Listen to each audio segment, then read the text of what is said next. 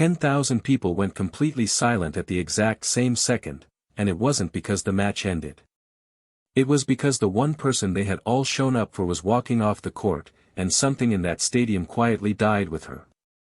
What happens to an entire tournament when its biggest draw isn't even a top 20 player?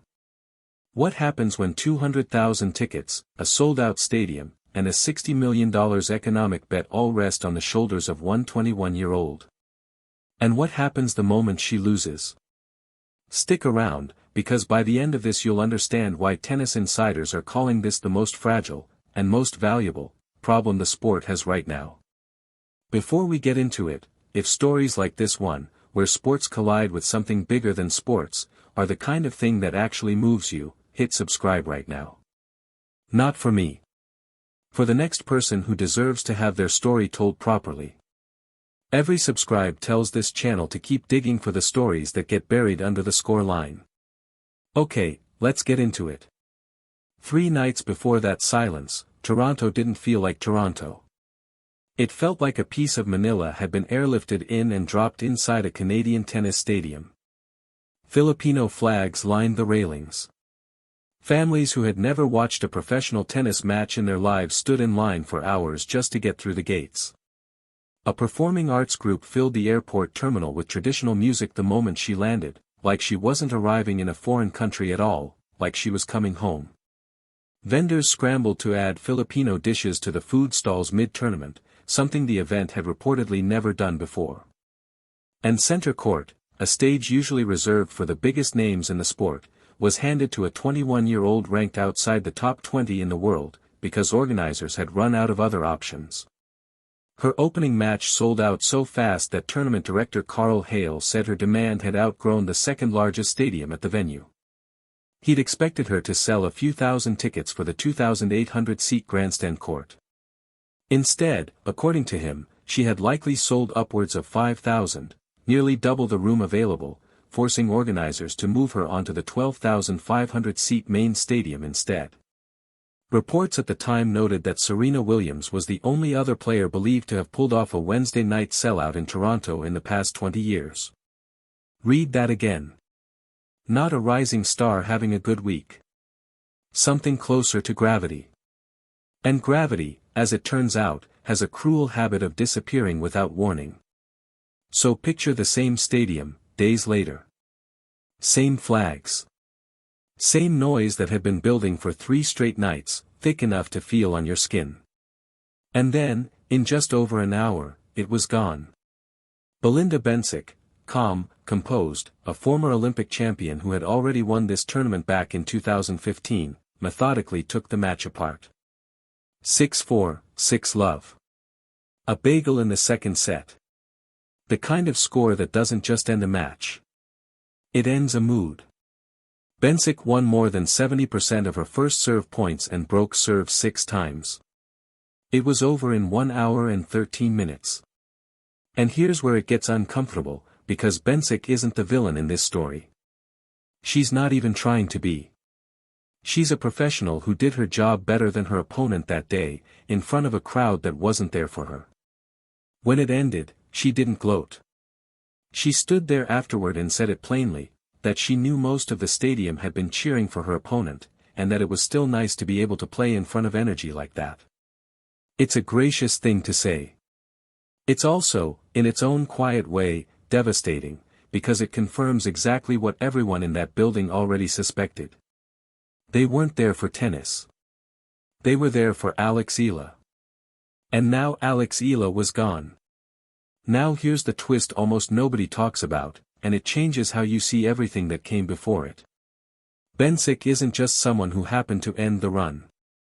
There's a well-documented incident from a match against Coco Gauff at the China Open, where Bencic grew visibly frustrated by noise from her opponent's coaching box between points, snapped that they didn't need to cheer while she was about to serve, and complained directly to the chair umpire about it afterward. That's a player who has, at times, wanted the court quiet. But stay with this, because it doesn't play out the way you'd expect. Ahead of the Toronto match, Bencic was actually asked directly how she planned to handle a crowd like Eala's. And she said the opposite of what you'd think, that she didn't mind it at all, that she'd played in front of noise like that before against Serena Williams and in Fed Cup ties against France and Brazil, and that she genuinely prefers a loud, invested crowd over one that's quiet and disengaged. So the player everyone assumed would be rattled by the noise walked in, embraced it, and used it as fuel instead. Calm against chaos, except the calm one didn't fight the chaos. She absorbed it. Sit with that, because it reframes the whole collision. Here's the part that should genuinely unsettle anyone running a tournament for a living. Before Eala ever set foot in Toronto, the event was already a success on paper. 9 of the top 10 ranked players in the world were competing. The 2026 National Bank Open was projected to draw more than 200,000 attendees and add close to $60 million to the national economy, with more than 70 million broadcast viewers worldwide. The year before, the combined Montreal-Toronto edition had drawn a record 504,860 fans, the biggest turnout of any event at that level on either tour. This wasn't a struggling tournament looking for a savior. And then one 21-year-old walked in, fresh off her first career WTA title, and the machine didn't just run better. It transformed into something else entirely. Not because the other top players got suddenly more exciting. Not because ticket prices dropped. Because of her. That's not a fun fact. That's a warning sign. And somewhere in a boardroom, someone is very quietly starting to sweat. So let's talk about why, because the why is where this stops being about numbers. There are over 270,000 Filipino Canadians living in the Greater Toronto Area alone. For years, professional tennis has tried, often clumsily, to widen its audience beyond the crowd it already had. Then Eala showed up, and in a single tournament, did something marketing departments hadn't managed in a decade. Grandparents who had never set foot in a tennis stadium showed up hours early just to get a seat. One fan group co-founder described the atmosphere inside that stadium as feeling almost exactly like being back home in Manila. Not similar to it, like actually being there.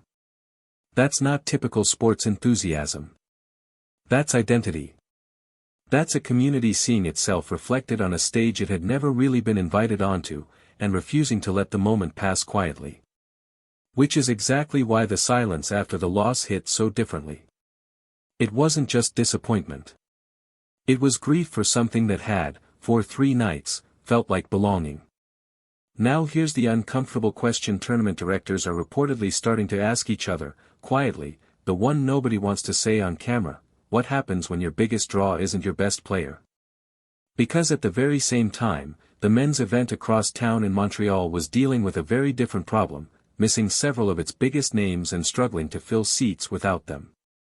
Meanwhile, in Toronto, a player ranked outside the world's top 20 had been outselling projections almost entirely on her own, right up until the moment she lost.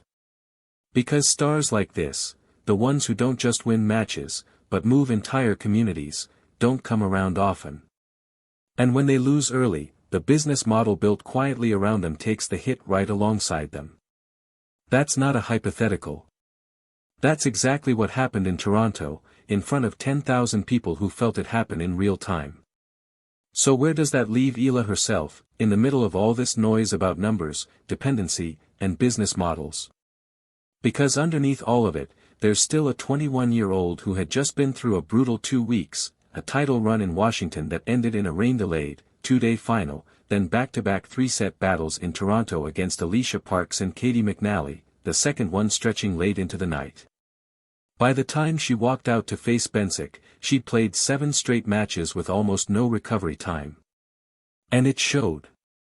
But what she said afterward is the part that actually stops you. She didn't dwell much on the loss at all. She talked instead about learning, in the space of 1 week, just how passionate, kind, and multicultural her community could be, how tennis had somehow become the unlikely stage for people to come together around something bigger than a scoreline. There's no bitterness in it. No excuse-making. Just a quiet kind of awe, like she genuinely hadn't expected to become the reason a stadium in another country felt like home for 3 nights. And that, more than any ticket sales figure, is the actual story here. Because now the sport is facing a decision it didn't see coming a month ago. Does it lean into this? Does it start adjusting court assignments and food menus around the reality that a player outside the top 20 can outdraw names ranked far above her? Does it recognize that the next great growth market for tennis might not come from a brand new tournament in a brand new country, but from communities that were already there, just waiting to be represented on a big enough stage? Or does it treat this like a one-week anomaly, a nice line in a highlight reel, and quietly go back to business as usual the moment the flags come down? So think back to where we started. 10,000 people, silent, at the exact same second. Now you know why. Not because the tennis stopped being competitive. Not because the tournament failed. But because for 3 unforgettable nights, one player turned a professional sports event into something closer to a homecoming. And when she walked off that court, she didn't just take a match with her. She took the heartbeat of the building. The flags get folded eventually. The stadium fills up again for other matches, other nights, other names. But here's the part that should really keep you watching this channel, because what happens next, whether tennis actually changes anything about how it treats moments like this one, or quietly lets it slide, is a story that's still being written right now. And we'll be here to tell it the moment it happens. So if you don't want to miss it, you already know what to do. Hit subscribe before you go.